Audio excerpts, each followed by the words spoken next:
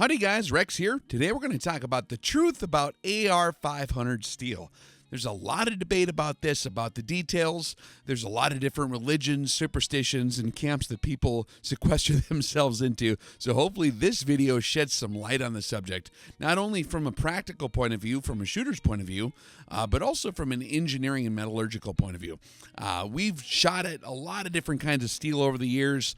As you know, there's all different kinds. We've started off with mild steel before the AR500 steel target industry really took off.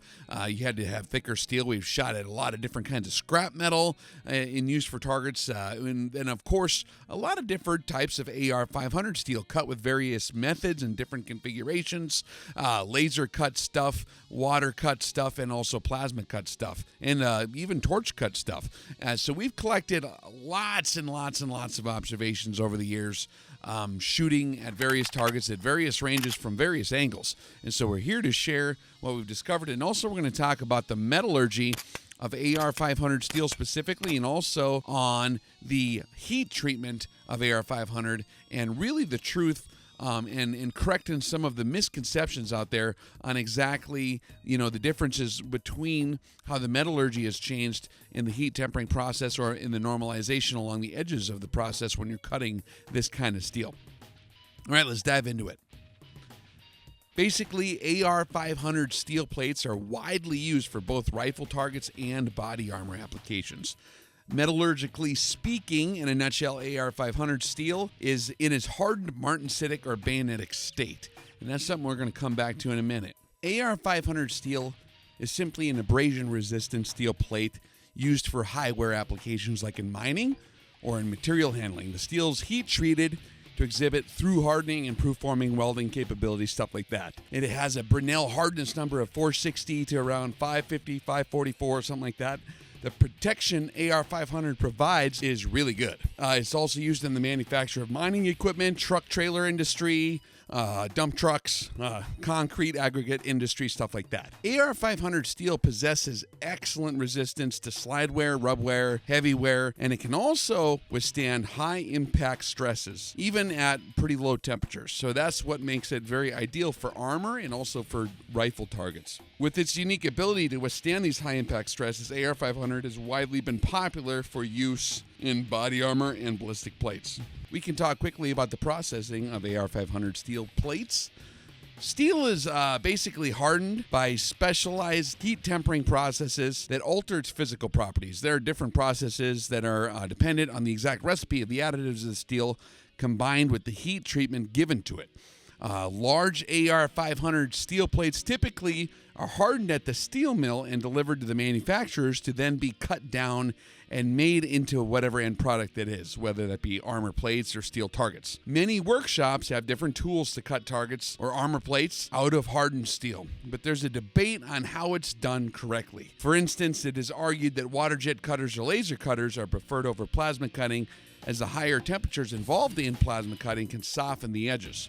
Also, it is commonly argued that welding the targets or even using angle grinders damages the hardening. So this is something I would like to share with you guys, getting into the metallurgy on this and how the heat treating actually works, so that we can dispel any myths, rumors, and understand what's really going on so that you can know what you're dealing with when you're working with your AR500 plates.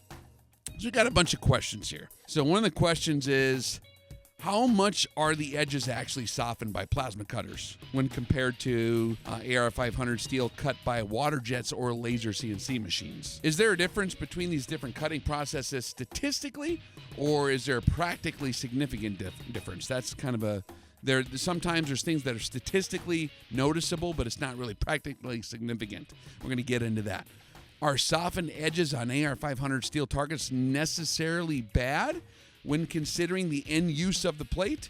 If so, why or why not? What are the potential advantages and disadvantages of softened edges of AR500 steel plates? We're going to talk about all this stuff here real quick. But before we explore all these different questions, we're going to have to set aside the commonly chanted mantras in marketing platforms and blogs and all that stuff to gain at least an elementary understanding of the basics of steel metallurgy, particularly the phases of carbon steel and the lattice structures of different matrices. So what is steel? As most of you know, steel is an alloy of iron and carbon, and sometimes with a lot of different other elements used to give it other properties. What is the composition of AR500 particularly? Every producing mill is going to have its own properties and chemical compositions and heat treating processes for AR500, but it's typically going to be made out of iron. That's the primary ingredient, with a small percentage of manganese, chromium, nickel, molybdenum, carbon, phosphorus, sulfur, silicon, boron, etc. And there's different recipes that allow for better more molding, pouring, workability, stuff like that. So how do these different additives to iron give steel its different properties? So if you look at the general steel properties, iron is the base metal of steel. And if you look at iron, it's able to take on two basic crystalline forms, allotropic forms, if you will. It's the same exact material, but it's different forms on the microstructure level, if you look at how the atoms are arranged. There's body-centered cubic form, and then there's face-centered cubic form, depending on the temperature of the steel. In the body-centered cubic arrangement, there's an iron atom in the center and 8 atoms at the vertices of each cubic unit cell. Whereas in the face-centered cubic, there's a little more room in its expanded state. There's 1 atom at the center of each of the 6 faces of the cube and 8 atoms at its vertices. So it is the interaction really between all the different allotropes of iron with the alloying elements like the carbon and all the other elements that are added in, primarily carbon, that gives steel its range of unique properties. In pure iron, the crystal structure has relatively little resistance to the iron atoms slipping past one another, right? And so pure iron is quite ductile. You can move it around, you can squish it around. Soft, it's easily formed. But in steel, small amounts of carbon added and other elements and inclusions within the iron act as hardening agents that prevent the movement of dislocations that are common in the crystal lattices of iron atoms. So the carbon you're going to find in typical steel alloys may contribute up to like maybe 2% of its weight, varying on the amount of carbon and many of them other alloying elements. But as well as controlling their chemical and physical makeup in the final steel, it's going to slow down the movement of those dislocations and make pure iron ductile. And thus, this controls and enhances its qualities by adding these different elements, right? And so these qualities include such things as the hardness, the tempering behavior, the yield strength, the tensile strength of that resulting steel. So in a nutshell, in the colloquial English, the carbon atoms help keep the iron atoms from slipping past each other easily, increasing the strength and the hardness, etc. So that's kind of what you're seeing with the carbon. It's kind of gluing those iron atoms together, getting in the way so they can't slip past each other easily. So how do heat treatments work? Now this is very, very important because AR500 steel plating is heat treated to be very, very hard and impact resistant. So this is important to understand how this works. And we can't really argue about these things until we have a basic idea of what's going on. So first off, let's look at austenite. Austenite is what they know as gamma phase in steel or iron, okay? It's a metallic, non-magnetic allotrope of steel, basically. In carbon steel, austenite exists above that critical eutectoid temperature of 1,000 degrees Kelvin. So that's really, really, really, really hot. That's that red hot glowing phase, okay? That's like above 1,600 degrees Fahrenheit, more like 2,000, 2,400 degrees Fahrenheit. Now, different alloys of steel are going to give you different eutectoid temperatures. Austenite being an allotrope of iron from like 1,600 to 2,500 degrees Fahrenheit. Alpha iron is going to undergo a phase of transition from what we call body-centered cubic configuration to the face-centered cubic configuration of gamma iron. If you ever heard the term austempering, that's basically bringing the steel or the iron up to that red hot phase, that austenite phase, and then cooling it down quickly. It's a hardening process that's used on iron-based metals to promote better mechanical properties. The metal's basically heated into that austenite region and then is quenched in like a salt bath or another heat extraction medium that's between the temperatures of typically, 550 degrees, 700 degrees Fahrenheit. And that metal is annealed in this temperature range until the austenite turns into either bainite or phosphorite or a whole number of different kinds of configurations of the steel matrix. And that'll give it different qualities based on how quickly it cools off, how long it takes all those different carbon atoms to get to where they're going. So in a nutshell here, a basic explanation of austenite is that when the steel is heated to bright red, it is expanded enough for those carbon atoms to find plenty of room within the matrix of that iron cube, and those iron cube structures, and just kind of hang out. And when the steel cools back down and shrinks, there's not really enough room for those carbon atoms to be there anymore, and they're not comfortable, and so they start migrating back into those places for its shrunk state where there's more room. And so heating it up to austenite phase, iron atoms reconfigure themselves to where they're structured within the faces of those cube matrices. So let's take a look at martensite. Martensite is very, very common if you look at razor blades or very, very hardened steel, stuff that's supposed to keep an edge like a knife blade, stuff like that. It's very, very common for use in that. So martensite is formed in carbon steels by the rapid cooling and quenching of that austenite form of iron, that red hot phase, at such a high rate that those carbon atoms don't have time to diffuse out of the crystal structure in large enough quantities to form that cementite.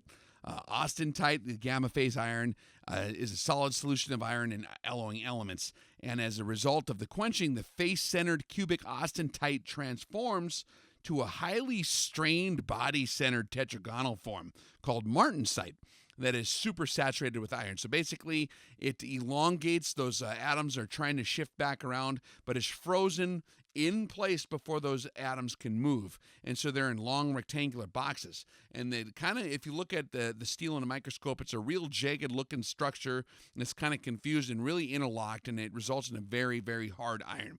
So in a nutshell, when the steel is frozen in its expanded state, those carbon atoms panic, and they can't go anywhere they would naturally like to go if they had time to settle back into their contracted cooler state area, right? So the result is a very hard surface in which iron atoms are jammed up by the carbon matrix in the matrix of the steel, and they can't move around each other. And that's what causes the extreme hardness. So pure martensite is very, very, very hard. It's so hard it can actually be brittle, depending on how much carbon there is to start with and exactly how quickly it's cooled down. That'll give it its properties. Bainite is a different kind of steel, and if you look at it closely in a microscope, it's a plate-like microstructure that forms in steels at temperatures between like 250 degrees and 1,000, maybe a little over 1,000 degrees Fahrenheit, depending on the alloy and the content. So you're going to get that steel heated up to red hot, and you're going to cool it down at a certain time in a controlled fashion, still be pretty darn hot, and then you're going to cool it down the rest after that. One of the products that may form when austenite, that face-centered cubic crystal structure of iron, is cooled past a temperature where it is no longer thermodynamically stable with respect to ferrite and cementite. I think it was like Davenport and Bain originally described the microstructures being similar in appearance to tempered martensite. That's where the name comes from. And so a fine, non-lamellar structure, bainite, commonly consists of cementite and dislocation-rich ferrite, okay? So there's a large density of dislocations in the ferrite present in bainite.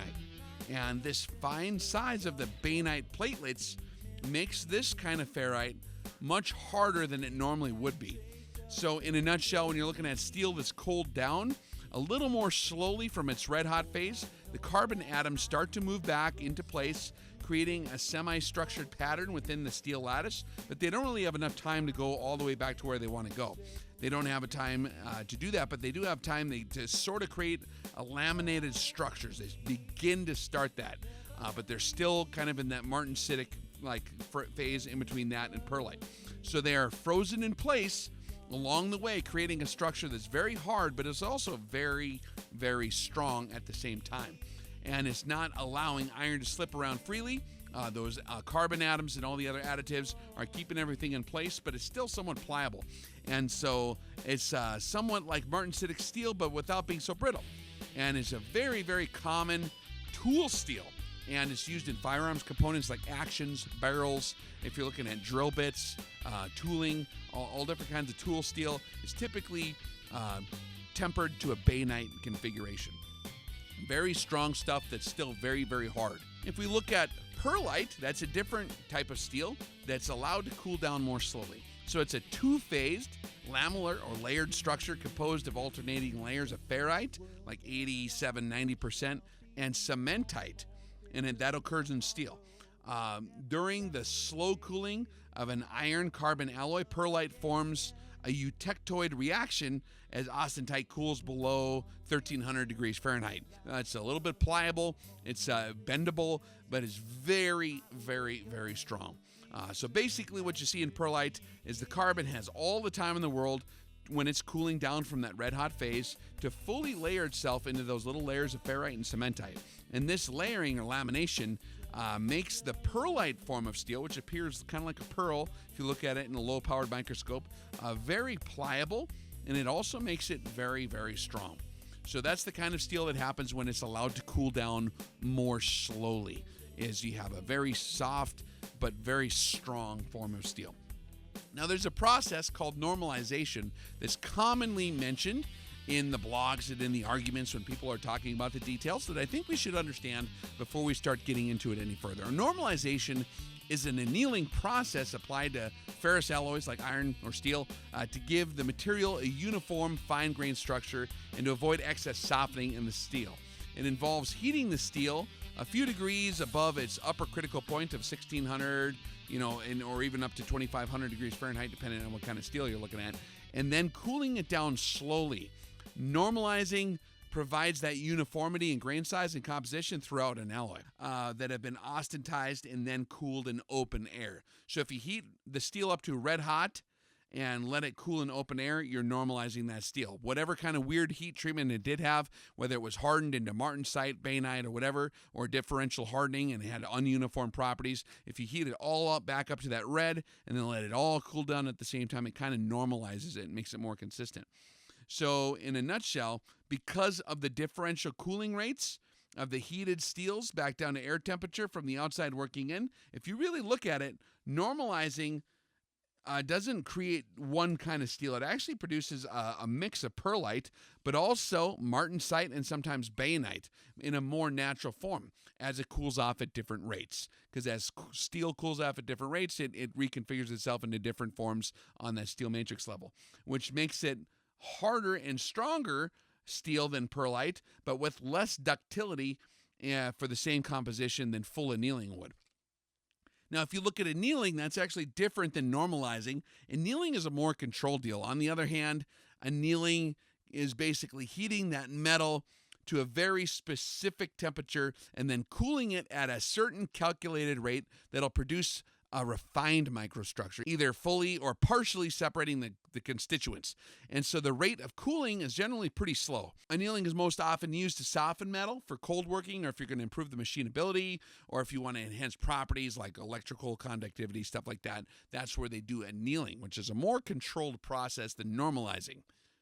So why do we use AR500 metallurgy for targets? Let's talk a little bit about the metallurgy of AR500 specifically, okay? Because that's going to be important when we get into our discussion. So if you look at the ballistic performance of armor steel, it depends on the matrix having tempered martensitic and bainitic structure. So armor steel or steel plates for targets typically needs to be in that tempered martensite or bainite structure. Very, very hard, okay?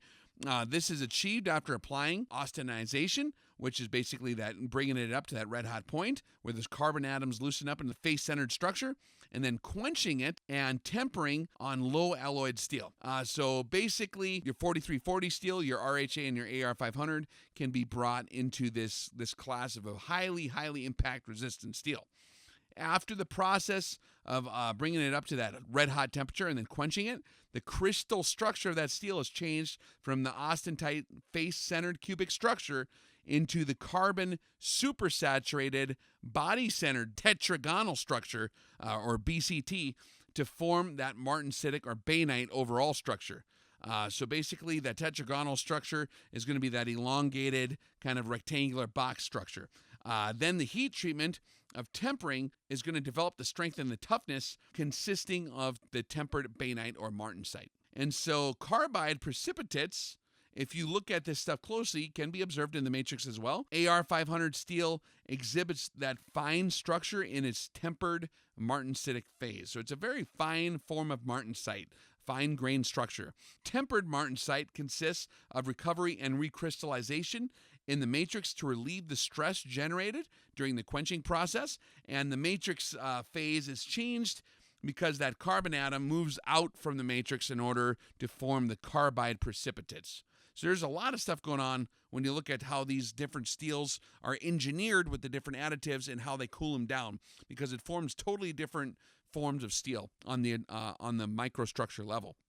And like we explained before, carbon is basically just a very small interstitial atom that tends to fit into clusters of iron atoms. It strengthens steel and gives it the ability to harden it by treatment, particularly if it exceeds like over 0.25%.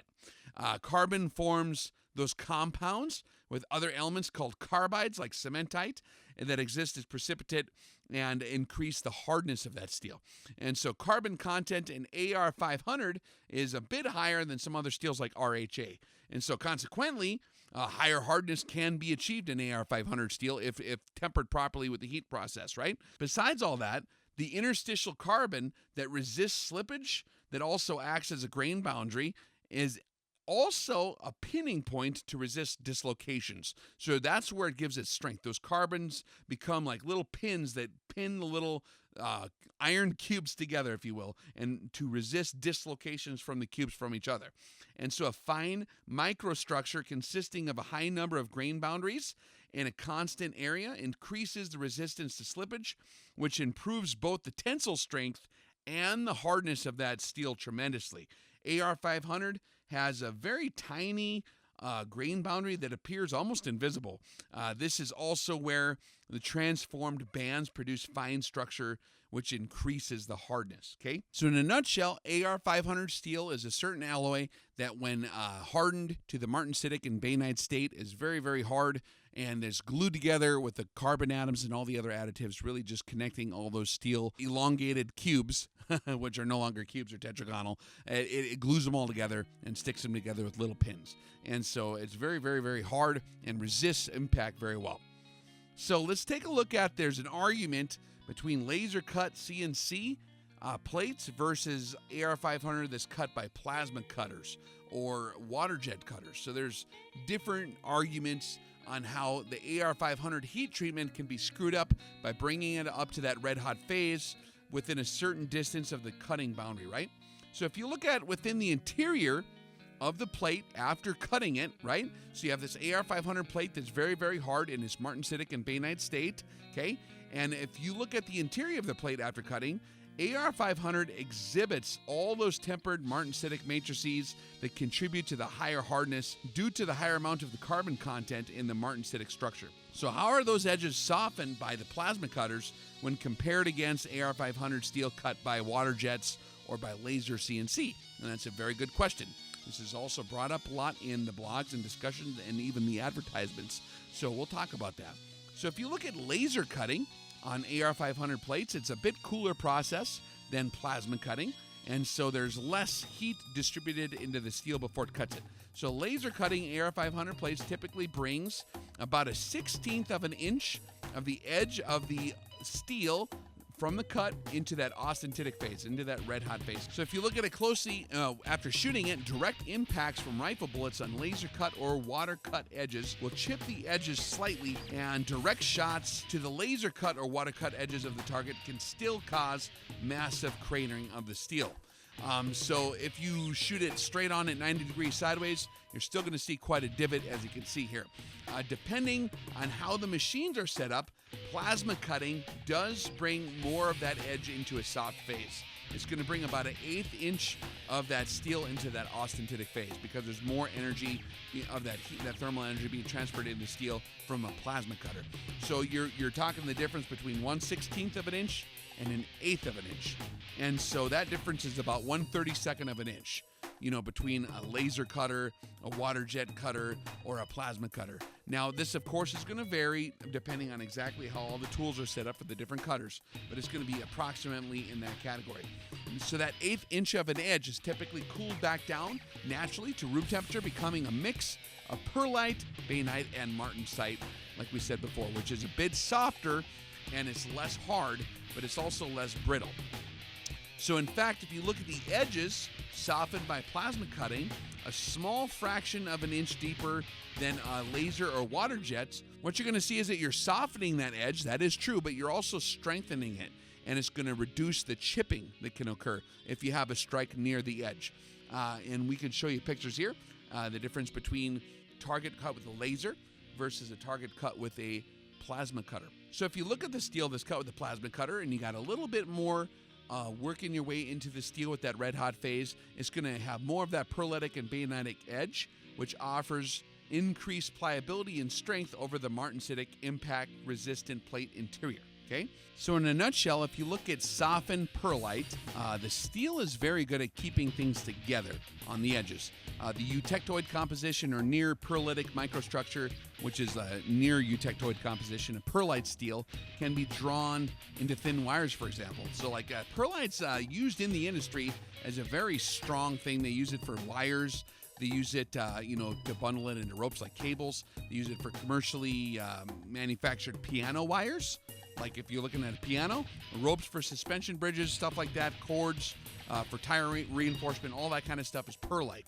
So it has high degrees of wire drawing, which leads to pearlitic wires, and it can yield strengths of several gigapascals, which is a lot. And it makes pearlite one of the strongest structural bulk materials on Earth.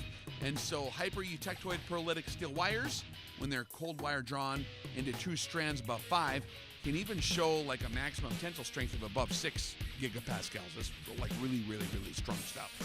And so although pearlite is used in many engineering applications, the origin of its extreme strength is not really all that well understood.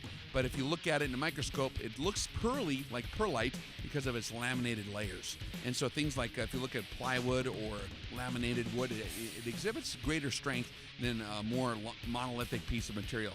And so that might be a part of it. And they're still studying that. You can study this stuff if you want to look at the mechanical properties and microstructures of steel panels. You can look for the Department of Mechanical or Material Engineering at any decent university, and you can read up on this stuff. It's very interesting.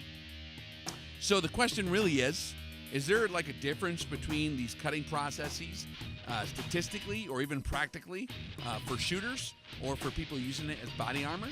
And statistically, there is a difference, yes. So if you're using a CNC laser or a water jet versus a plasma cut, there is a difference in how those edges will be softened. So that is true. In our observations over the years, plasma cut edges offer a little bit better resistance to chipping along the edges of the plates when struck directly. The differential hardening of the plate edges produce more bainitic and pearlitic structure, which trades that chipping of the edges in laser cut plates for slight deformation when struck directly on the edge. Now, is this difference practically significant? I would say for most applications, not really. It's actually very difficult to discern the difference between the two, even under close examination. With laser cut and the water cut, you're going to see that all those plates exhibit slight damage when struck directly on the edge, just like plasma cut does. Albeit very minor, not affecting the practical use of that plate. But the conclusions are that, practically speaking, the difference is like null. It's a null hypothesis, not really a noticeable difference between plates using the different cutting methods. You either chip it if you have a harder edge, or you slightly deform it if you have a softer edge. So pick your poison. Which one do you like better? Chipping it off the edge, like you see here, or having more of a slight, rounded deformation, as you see here. Now, if you look at the slightly deeper, it's only a 1/16 of an inch deeper than the, if you look at a laser cut, edges that you're going to see in plasma cut plates. That actually, in our experience, and we've shot like lots of thousands of rounds, M193 at point blank range, M80 at like 50 meters from all different angles, high-powered rifles, magnums, all different ranges at these targets at all different angles for years. And if you look at the difference in the edges of the plasma cut plates, preventing the chipping and sharp corners, you still exhibit that slight deformation.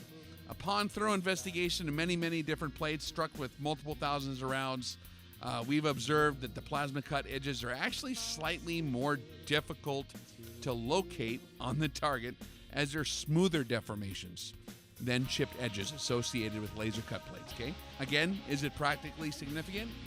In our opinion, no.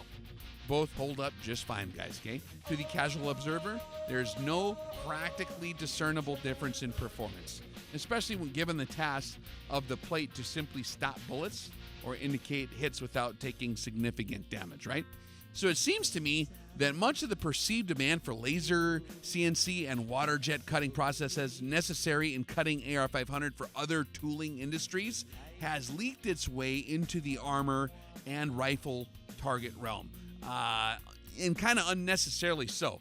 When you're creating tools, it's very important that you don't disturb that tempering for tools. Now, for something that stops a bullet or is going to be used as a target, if you have a tiny deformation on the edge of that target from a bullet strike, which is an incredible amount of force, actually, you know, you got like 2,000 foot-pounds, 3,000 foot-pounds of force or more, depending on what you're shooting at it, it's not really all that big of a difference. In our application, it's simply a piece of steel. It's got to stop the bullet from killing you, okay?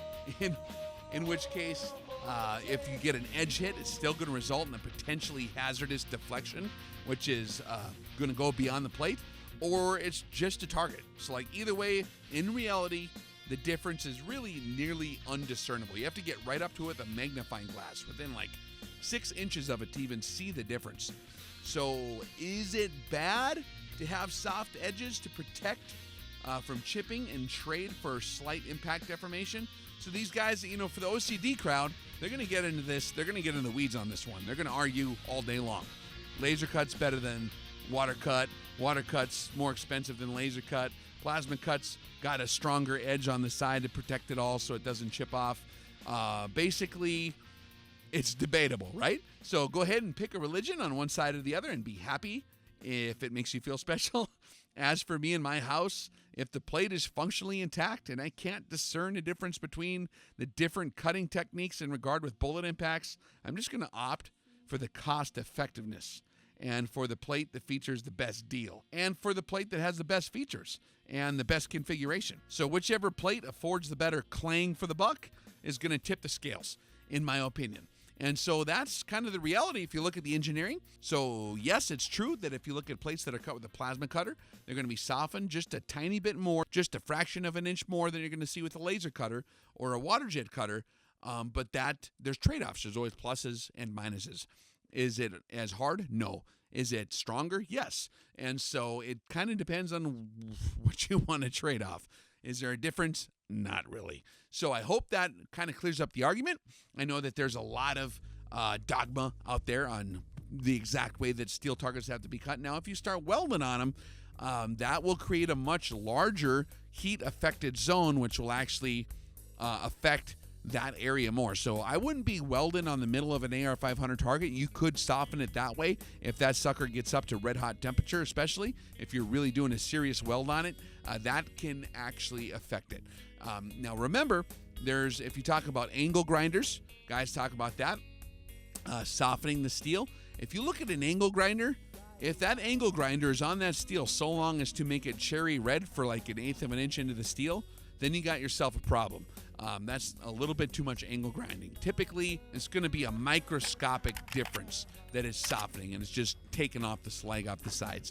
And so you can go ahead and use your angle grinders. It's not going to make, unless you have your micrometer out there, that's how much the heat-affected zone is going to be from a angle grinder. It's going to be basically completely insignificant. Remember that steel has to be heated up to that red-hot phase for a certain amount of time for those carbon atoms to go ahead and reconfigure themselves and for that steel matrix to shift forms. And you can't really disturb the temper of steel without getting to C1, which is that gamma phase iron, which is that glowing red hot. So if it's not glowing red hot when you're heating it up, it's not going to disturb the tempering of that process, okay? And so that's something to keep in mind. Some guys, I've heard it said amongst different crowds that, you know, if you increase it, 400 degrees, it'll destroy the temper on that steel. That's actually not true. That steel has to get very, very hot before you reach that temperature zone to where it's going to reconfigure the matrix of the steel, and then at which point you have to retemper it. And so it's always good to study out these things. Metallurgy is important. Heat tempering is important if you're going to be looking at steel plates. Don't get bent out of shape about it. You can go ahead and cut it with a torch if you need to. Just mind you that the softer edge has its pluses and its minuses. And so I hope this review was helpful. If you found this video interesting or fun, please go ahead, hit the thumbs up button, subscribe, and hit that little bell button on the side. And if you guys want to have discussions or arguments on the bottom of the video, I will certainly peruse the comments and laugh at everybody because it's a funny topic. Because there's not really that much of a difference between the different kinds of targets. Now, there is a major difference in price sometimes because water jet cutting is actually kind of expensive to do. Laser cutting requires tooling that's pretty expensive, and so you're going to see that all reflected in the price. How much of it does it change? Not a lot. So go ahead and make the comments, and I'll be sitting here enjoying it. We'll catch you on the flip side, guys. You really thought you'd get away with it, big guy?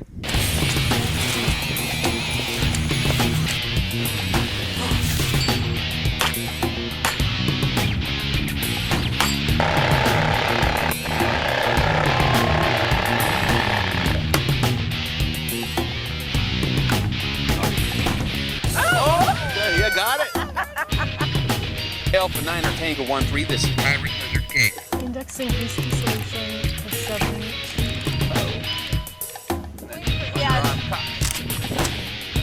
What in the hell are you holding? It's not sure. It's an MP49, it's a saw.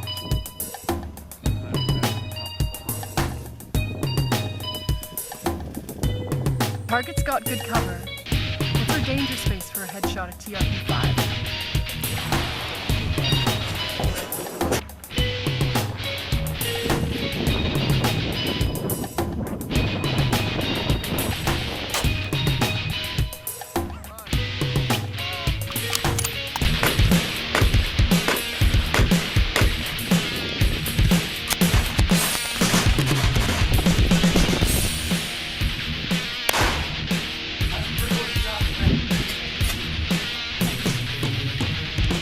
Hi, Mom. It's me and my pals. Say hi, guys. Yeah, dude. Oh, man. You're shorter than I expected. These are super.